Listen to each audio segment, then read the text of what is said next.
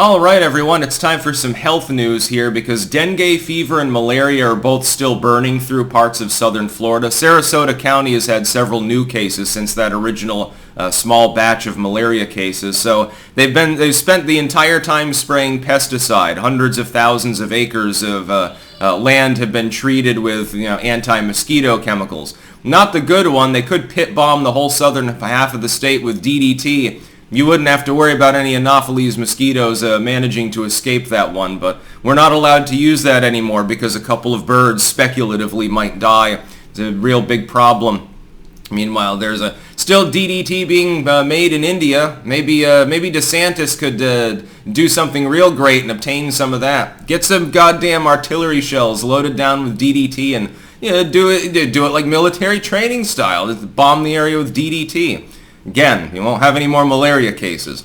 If it continues to spread and the mosquitoes continue to proliferate, you can end up with person-to-person transmission. Of course, a person with malaria is then bitten by a mosquito. The mosquito goes bites someone else, and then they can get malaria. Of course, malaria being it's not even a virus or a bacteria. It's a parasite, basically. It lives on the red blood cells and fucks them up. And if you're heterozygous for sickle cell, actually, you have some natural resistance to malaria. It's harder for them to latch onto the blood cells, so you never really get a full-on case. By the way, that could be a problem, because you could have several individuals already infected with malaria who don't show symptoms, but they still got some malaria in their bloodstream, and they go out and get bitten by mosquitoes and become an unwitting host to the spread of that disease. Then you've got dengue fever, also not particularly pleasant.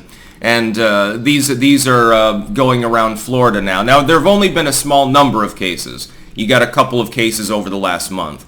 But it shows that there's still a problem. There's still a host reservoir for this virus. I mean for this infection.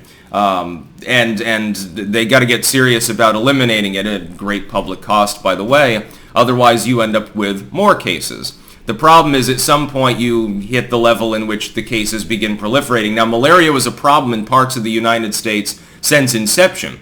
The Platte River Valley, Florida, certain other areas. It wasn't necessarily particularly common because most of the United States is a bit cold for the mosquitoes that tend to carry it. But it was a problem in some parts of the South. It was a problem in some of the warmer central regions of the country. And through a combination of sanitation, public health advisories, and pesticide, basically, effectively it was eradicated in the United States. There was one cluster of malaria cases many years ago, about 20 years ago, if I remember correctly, in Florida. And before that, you have to go back to the 80s before you find any cases. For a very long time, it was suppressed into virtual non-existence. But because there have been reoccurrences of it, it's still a problem. I would say that they need to expand pesticide usage to eradicate the problem to neighboring areas of the world as well. There's still malaria, I believe, in Cuba, for example. Give whoever's in charge there, Raul, I guess, is in charge now, Fidel Castro's brother. Or did he die too? I don't know. It's one of those, it's like a game, are they dead or alive? You would play as a parlor game. Raul Castro would definitely be on that list. What about Lionel Richie? There was an old joke about that years ago. I think he's still alive. Why don't we use some pesticide there? Take off from Gitmo, and instead of raining bombs on the commies, you just spray a fine mist of mosquito-killing chemical structures on them. This could become, though, flippancy aside, this could become a big public health issue. And their concern is obviously quite severe because they're reacting in such a heavy-handed manner, doing so much. Pesticide can be a problem for human health. It can affect other bugs and wildlife. It can enter the food chain and bioaccumulate potentially, depending on what you're spraying with. And it can be a big problem. Environmentalists always up in arms about that. They'd rather get malaria than, lightheadedness because they were behind the pesticide truck. They've also been doing that. It's like something out of a 50s documentary reel, with the DDT and the dudes in the short-sleeved suits, the military suits, and there's a truck going down the road and the dude's spraying gas everywhere into the crop fields to kill locusts or mosquitoes or something. They're literally doing that right now. Some of this is being covered by road. So the vehicle just zips along and sprays out plumes of poison, basically, with all the people behind. I'm sure very happy about being the car immediately adjacent to that one. But It's not really a joke, though, and my concern is they're going to let it metastasize and use it to fuck with the 24 election.